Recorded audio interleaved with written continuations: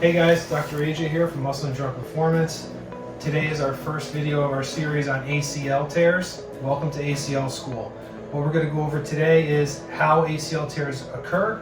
We have two different forms, traumatic, non-traumatic. Non-traumatic ACL tears are way more prevalent than traumatic ACL tears, and we're here to teach you how to prevent them, screen for them, and heal them.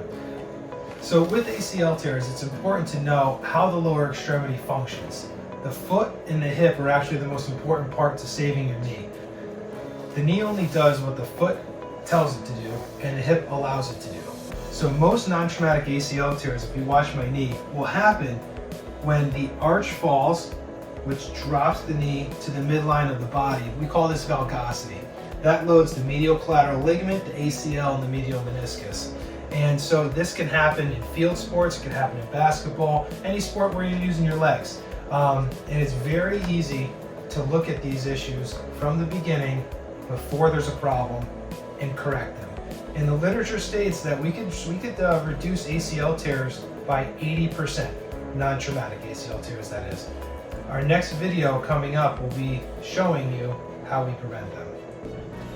I would also like to take a second just to describe the type of athlete or person that this happens to more frequently. Unfortunately, female athletes, young female athletes, are 6.2 times more likely to have ACL tears.